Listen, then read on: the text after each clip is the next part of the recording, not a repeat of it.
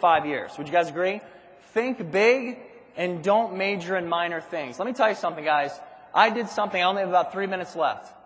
2 weeks ago, I participated in the Louisville, Kentucky Ford Ironman. Okay?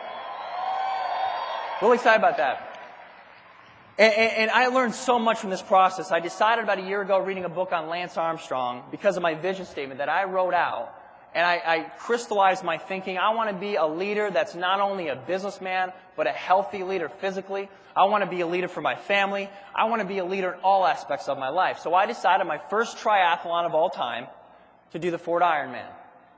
Now, I trained for this for 8 months, on top of being a father of 2 children, a platinum executive director, and the regional manager of San Diego.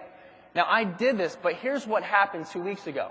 And I want you to remember this story, because this is what's going to happen to you. I trained for it. And is training important in prepaid legal?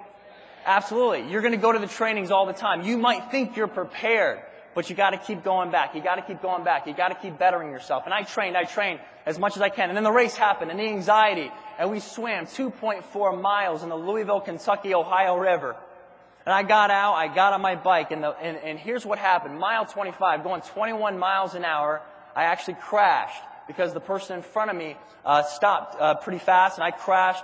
The whole side of my bike broke. I was bloodied all over, but I got up. And what made me get up is my affirmations, is I can do it, I can do it, I can do it, I got this, even though my negative mindset says, you lost, just quit, it's over, do the next one, don't embarrass yourself.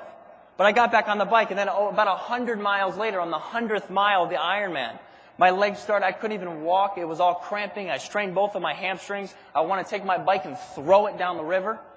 I want to quit this race 100 times, but somebody came over, and this is a lady I'll never forget. I don't know where she came from, but she threw me a bottle of water filled with 300 milligrams of sodium, because I was losing too much sodium, and I lost pretty much, I didn't even know who I was. I drank that, got more energy. But the problem was I had strained hamstrings, so I couldn't walk. I finished the 112-mile bike race, and now I had to run a marathon. So here I'm laughing to myself, putting on my running shoes, about to go run 26.2 miles 2 weeks ago. I couldn't even walk. I was like this. You know what kept me in that race? My 5-year vision statement. My team. Telling the organization that I'm going to finish this Ironman. See, that's the leader in recruiting that you want to be. You want to be a stud. You don't want to be no dud. You want to be a stud. You want to finish the race. It's not starting a race is not that big a deal. Signing up for $149, $72 is not a big deal. But to finish the race, that's what's impressive. Even if you don't have to go first. See, I wasn't first. It took me 15 agonizing hours. But I finished the race. I finished the race for my team, for my family.